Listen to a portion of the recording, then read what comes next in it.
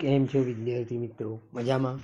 હું M Solanki, Meghdoot Vidyavihar high school and higher secondary school, Maninagar, Ahmedabad. ધોરણ 12 વિષયનામાના મૂળ તત્વો ભાગ 2નું પ્રથમ પ્રકરણ શેરમૂડીના હિસાબો આપણે ચાલુ છે. જ્યાંથી અટક્યા છીએ ત્યાંથી આપણે આગળ વધીએ. આપણે શેર જપ્તી વિશે અભ્યાસ કરવાનો છે. જ્યારે કોઈ કારણસર કોઈ શેર હોલ્ડર તેણે ધારણ કરેલા શેર પર ભરવાની થતી મંજૂરી કે હપ્તાની રકમ કંપનીમાં સમય મર્યાદામાં ન ચૂકવે તો કંપની યોગ્ય કાર્યવાહી કર્યા બાદ તે શેર હોલ્ડરના શેર જપ્ત કરી શકે છે. સામાન્ય સંજોગોમાં શેર જપ્ત કરવાની સત્તા કંપનીના ડિરેક્ટર્સને આર્ટિકલ્સ ઓફ એસોસિએશન દ્વારા મળેલી શેર જપ્ત કરવાની વિધિ કંપનીના આર્ટિકલ્સ ઓફ એસોસિએશનમાં દર્શાવેલ હોય તે રીતે, અથવા જો આર્ટિકલ્સમાં ન હોય તો કંપની ધારા 2013ના શેડ્યુલ 1ના ટેબલ એફમાં દર્શાવ્યા પ્રમાણે કરવાની હોય છે. તો આમ કંપનીના શેર જપ્ત કરવા કે રદ કરવાની પ્રક્રિયાને આપણે શેર જપ્તી કહેવામાં આવે છે. તો શેર જપ્ત થવાના કારણે શેર હોલ્ડર શેરધારકનું નામ સભ્યપત્રકમાંથી દૂર કરવામાં આવે છે, અર્થાત હવે એ કંપનીનો શેર હોલ્ડર ગણાતો હોતો નથી. જ્યારે જપ્ત કરેલા શેર પર શેર હોલ્ડર દ્વારા કંપનીમાં અગાઉ ભરેલ રકમ કંપની દ્વારા જપ્ત કરી લેવામાં આવે છે. એટલે કે તે રકમ શેર હોલ્ડરોને રકમ પરત કરવામાં આવતી નથી. શેર રદ થવાના કારણે શેરની સંખ્યા ઘટે છે, તેથી શેરમૂડી ખાતું ઉધાર કરવામાં આવે છે. જપ્ત થયેલા શેર પર શેર હોલ્ડર દ્વારા કંપનીમાં ભરેલ રકમ પણ જપ્ત થાય છે, જે રકમને આપણે શેર જપ્તી ખાતે જમા કરવામાં આવતી હોય છે. શેર જપ્ત કરવામાં આવે ત્યારે અલગ અલગ પરિસ્થિતિમાં નીચે પ્રમાણે કંપનીના ચોપડામાં આમનોંધ પસાર કરવામાં આવે છે. જ્યારે મૂળ કિંમતે શેર બહાર પાડ્યા હોય અથવા પ્રીમિયમથી શેર બહાર પાડ્યા હોય અને પ્રીમિયમની રકમ પૂરેપૂરી મળી ગઈ હોય ત્યારે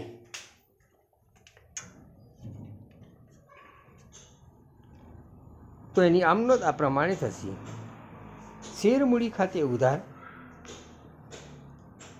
જપ્ત કરેલા શેરની સંખ્યા ગુણ્યા શેર દીઠ મૂડી પેટે મંગાવેલ રકમ. તે શેર જપ્તી ખાતે જપ્ત થયેલા શેર પર પ્રીમિયમ સિવાય મૂડી પેટે મળેલ રકમ.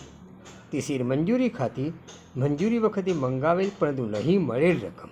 અને તે શેરના હપ્તા કે બાકી હપ્તા ખાતે હપ્તા વખતે મંગાવેલ પરંતુ નહીં મળેલી રકમ. બીજી આમનોંધ: જ્યારે શેર પ્રીમિયમે બહાર પાડ્યા હોય અને પ્રીમિયમની રકમ મળવાની બાકી હોય ત્યારે તો શેર મૂડી ખાતે ઉધાર, જામીનગીરી પ્રીમિયમ ખાતે ઉધાર, તે શેર જપ્તી ખાતે, તે શેર મંજૂરી ખાતે, તે શેરના હપ્તા કે બાકી હપ્તા ખાતે. તો શેર મૂડી ખાતું કેવી રીતે ઉધાર કરવામાં આવે? તો જપ્ત કરેલા શેરની સંખ્યા ગુણ્યા શેર દીઠ મૂડી પેટે મંગાવેલી રકમ. જામીનગીરી પ્રીમિયમ કેવી રીતે ઉધાર કરવામાં આવે? તો જપ્ત થયેલા શેરની સંખ્યા ગુણ્યા મંગાવેલ પરંતુ નહીં મળેલ પ્રીમિયમની રકમ. તે શેર જપ્તી ખાતે તો મળેલી કુલ રકમ. તે શેર મંજૂરી ખાતે મંજૂરી વખતે મંગાવેલ પરંતુ નહીં મળેલી રકમ. તે શેરના હપ્તા કે બાકી હપ્તા ખાતે તો હપ્તા વખતે મંગાવેલ પરંતુ નહીં મળેલી રકમ. તો અહીં આ અંગેના ઉદાહરણો આપણે જોઈએ. ઉદાહરણ નંબર 9માં નંબર 1 આપ્યું છે. એમ લિમિટેડે શેર હોલ્ડર ગોવિંદના 600 શેર ઇક્વિટી શેરના છેલ્લા હપ્તા પેટે શેર દીઠ ₹3 લેખે નહીં ભરેલ હોવાથી જપ્ત કર્યા. કંપનીએ શેર હોલ્ડર પાસેથી શેરની મૂળ કિંમતના શેર દીઠ ₹10 મંગાવેલા હતા. ગોવિંદે અરજી વખતે શેર દીઠ ₹4 અને મંજૂરી વખતે શેર દીઠ ₹3 ભરેલા હતા. શેર જપ્તીની આમનોંધ પસાર કરો. તો આપણે આમનોંધ: ઇક્વિટી શેર મૂડી ખાતે ઉધાર 600 શેર જપ્ત કર્યા છે ₹10 લેખે 6000. તે શેર જપ્તી ખાતે તો 600 શેર પર 7 લેખે 4200. તે શેરના છેલ્લા હપ્તા ખાતે 600 શેર ગુણ્યા ₹3 તો 1800 બાબતે ગોવિંદના શેર જપ્ત કર્યા તેની નોંધ. કંપનીએ ગોવિંદના શેર જપ્ત કરતા હવે શેર રદ થશે, જેથી કંપનીએ મૂડી પેટે મંગાવેલ રકમ શેર દીઠ ₹10 શેર મૂડી ખાતે ઉધાર હશે. જ્યારે ગોવિંદે શેર મૂડી પેટે ભરેલ રકમ શેર દીઠ ₹7 શેર જપ્તી ખાતે અને શેર મૂડી પેટી ભરેલ છેલ્લા હપ્તાની રકમ શેર દીઠ ₹3 છેલ્લા હપ્તા ખાતે જમા થશે. તો એન લિમિટેડ, તો આ રીતે તમારે શેર જપ્તીની આમ નોંધ લખવામાં આવે છે.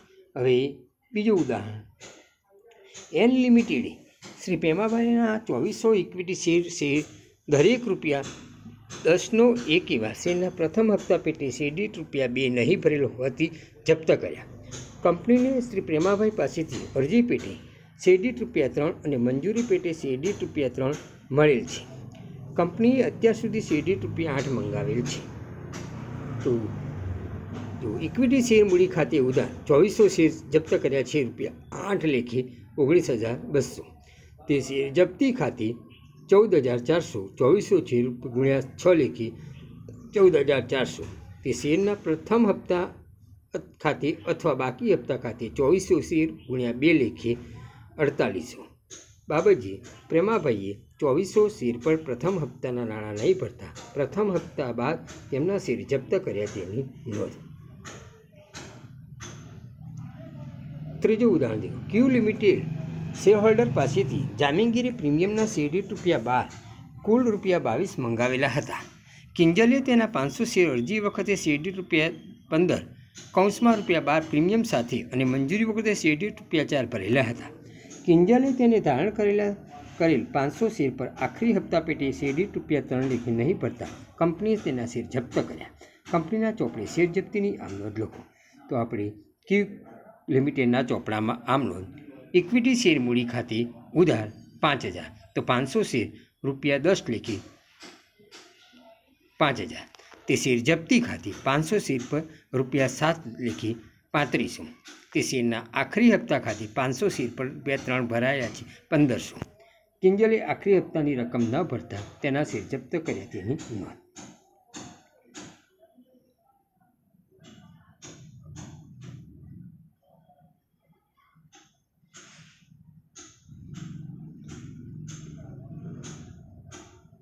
ચોથું, પી લિમિટેડે શેર દીઠ ₹10 લેખે 50% પ્રીમિયમથી ઇક્વિટી શેર બહાર પાડ્યા.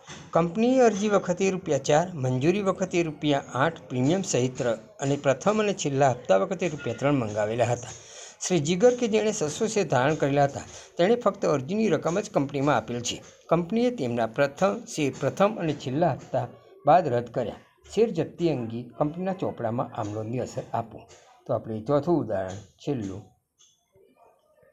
દેખો. પી લિમિટેડના ચોપડામાં આમ નોંધ, ઇક્વિટી શેર મૂડી ખાતે ઉધાર 6,000, 600 શેર ₹10 લેખે 6,000. જામીનગીરી પ્રીમિયમ ખાતે 600 શેર ₹5 પ્રીમિયમ, તો 3,000. તે શેર જપ્તી ખાતે 600 શેર ₹4 લેખે 2,400. તે શેર મંજૂરી ખાતે 600 શેર પર ₹8 લેખે 4,800.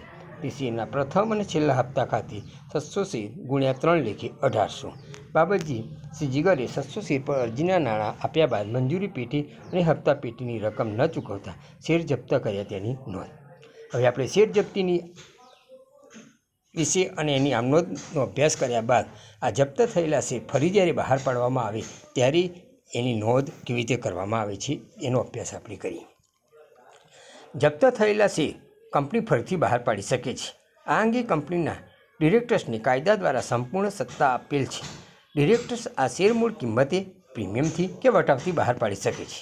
એ ખાસ ધ્યાનમાં રાખવાનું કે શેર ફરી બહાર પાડતા કંપનીને ઓછામાં ઓછી જે શેર પર જે રકમ મૂડી પેટે વસૂલ નથી તેટલી રકમ તો મળવી જ જોઈએ. અર્થાત કંપની જપ્ત કરેલા શેર જપ્ત કરેલી રકમ જેટલો જ વધુમાં વધુ વટાવ નવા શેરહોલ્ડરોને આપી શકે છે.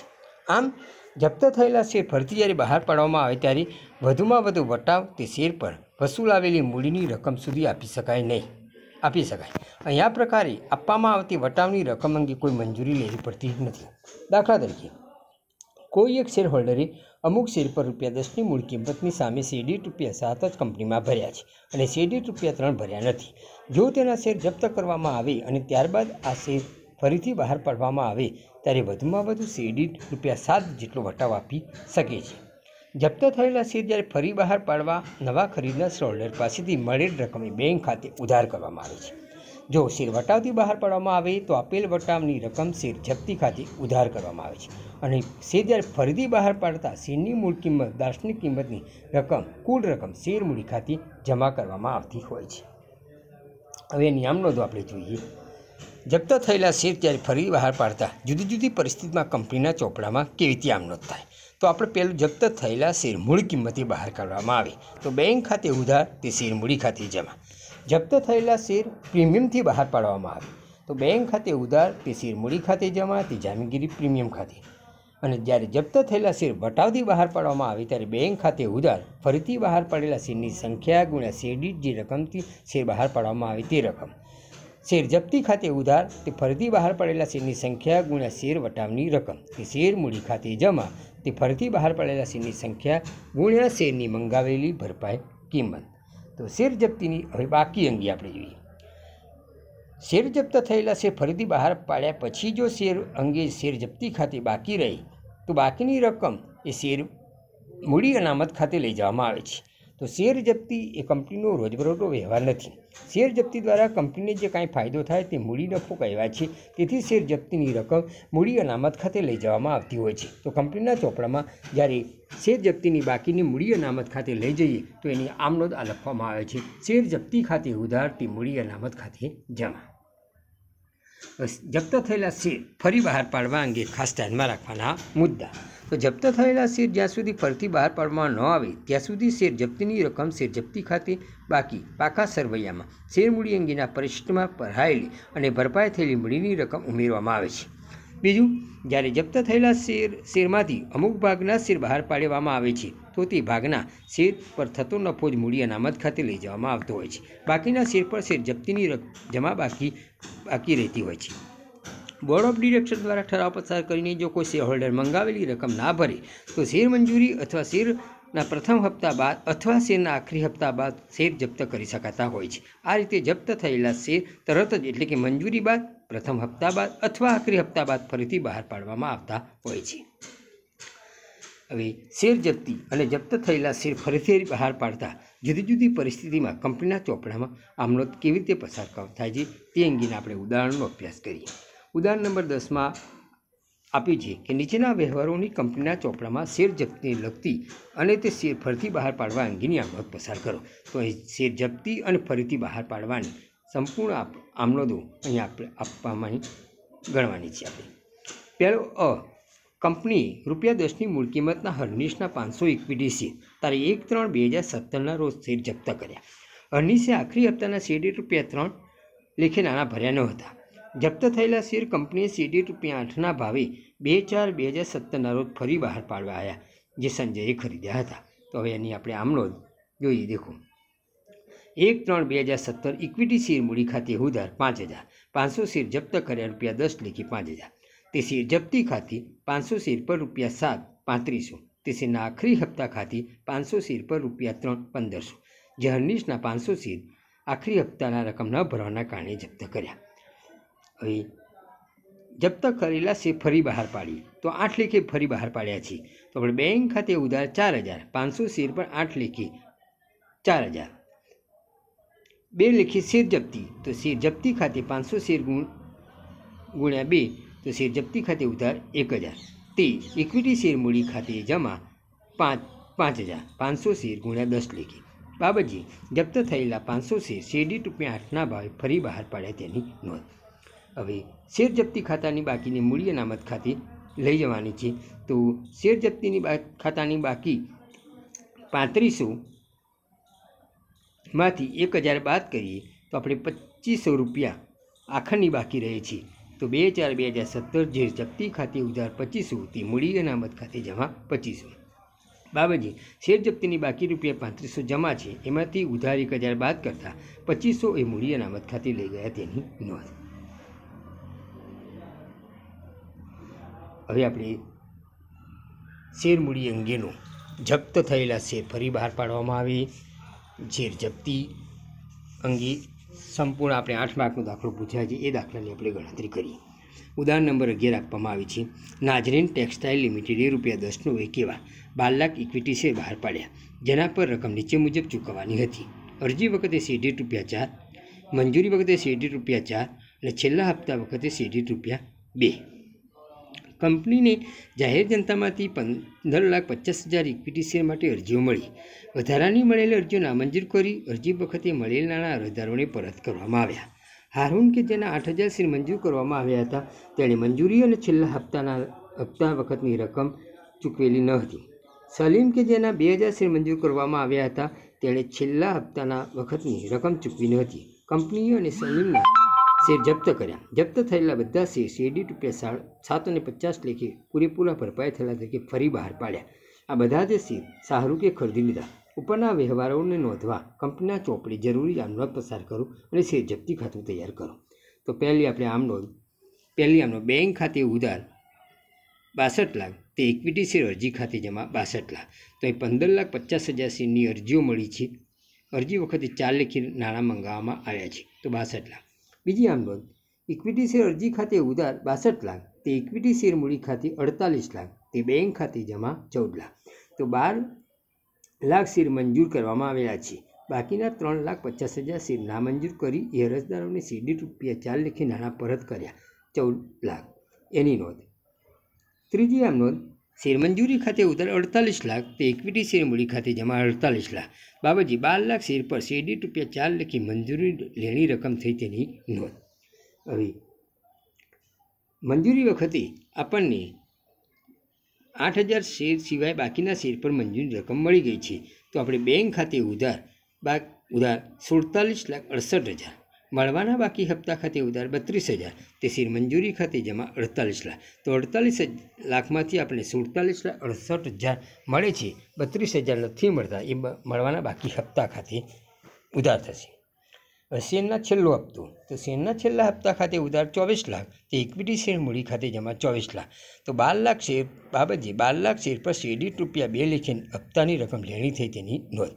છેલ્લા હપ્તાના નાણાં પણ આપણને 8,000 શેરના નાણાં નથી મળતા, તો બાકીના મળે છે. બેંક ખાતે ઉધાર 23,80,000 મળવાના બાકી હપ્તા ખાતે ઉધાર 20,000 તે શેરના છેલ્લા હપ્તા ખાતે જમા 24 લાખ. બાબતજી હારૂનના 8,000 શેર, સલીમના 2,000 શેર, કુલ 10,000 શેર પર છેલ્લા હપ્તાના રકમ ન મળી તેની નોંધ. એ 24 લાખમાંથી આપણને 20,000 નથી મળતા, બાકીના મળે છે 23,80,000 એની આમ નોંધ. હવે આપણે શેર જપ્ત કર્યા 10,000 કુલ.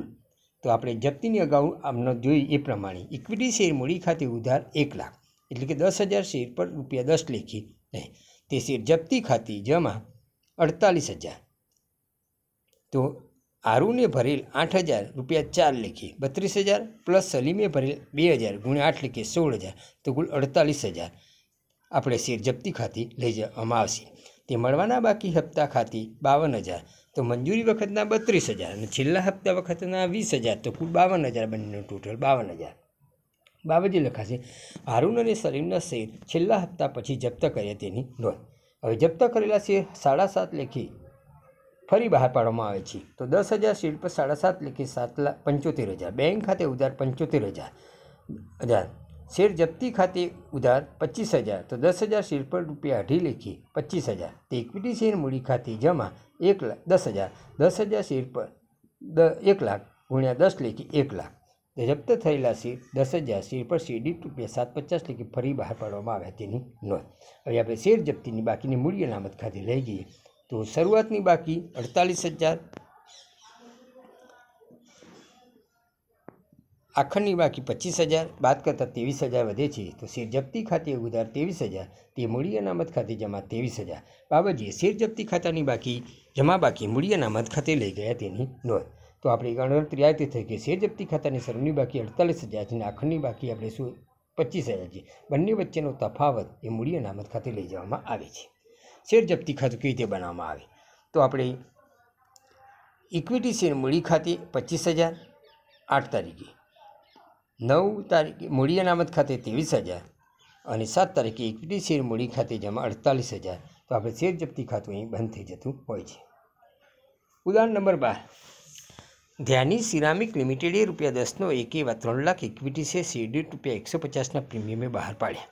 શેર દીઠ રકમ નીચે મુજબ મંગાવવામાં આવી હતી. અરજી વખતે શેર દીઠ ₹74 એટલે કે 70 પ્રીમિયમ સહિત, મંજૂરી વખતે શેર દીઠ ₹44 તો 40 પ્રીમિયમ સહિત, ને આખરી હપ્તા વખતે શેર દીઠ ₹42 તો 40 પ્રીમિયમ સહી, તો 70 અરજી વખતે, મંજૂરી વખતે 40 અને આખરી હપ્તા વખતે 40, કુલ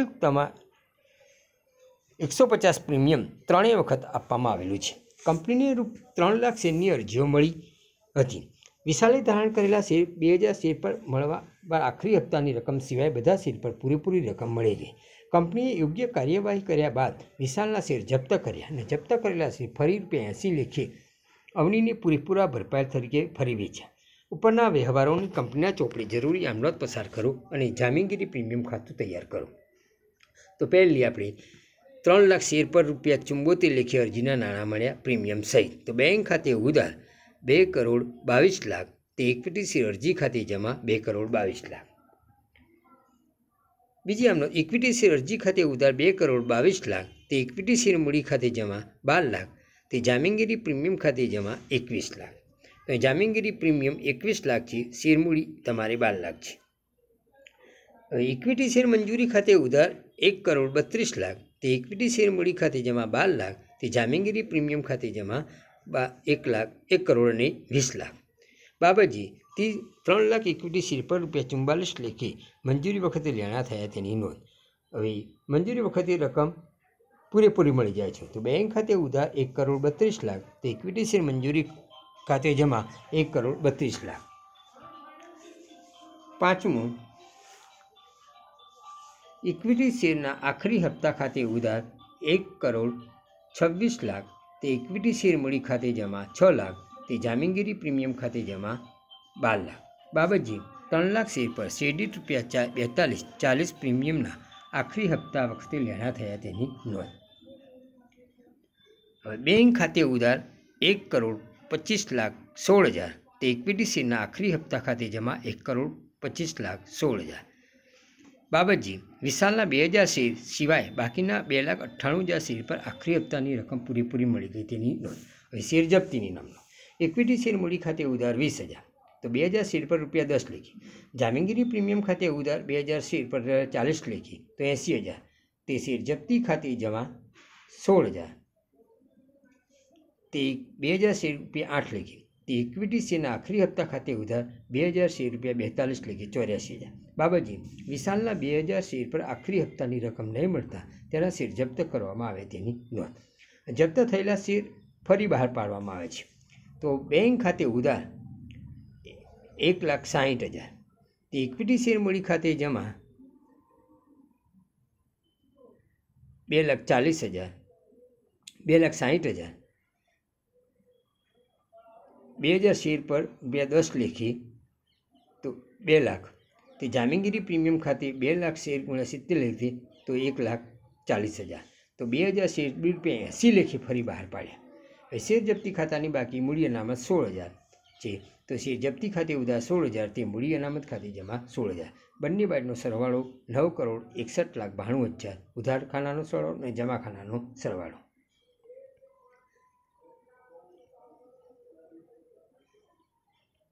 હવે અહીં તમારી અભ્યાસક્રમ મુજબ તમારે પ્રીમિયમથી શેર બહાર પાડવા, મૂળ કિંમતથી બહાર પાડવા, આ ઉપરાંત શેર જપ્ત કરેલા ફરી શેર બહાર પાડવાના ટૂંકા અને મોટા દાખલાઓનો અભ્યાસ કર્યા બાદ અહીં તમને હવે હું સ્વાધ્યાયમાં આપેલા વિકલ્પો,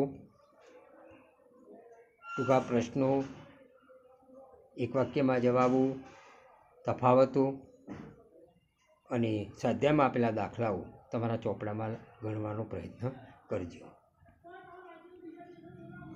થેન્ક યુ વિદ્યાર્થી મિત્રો.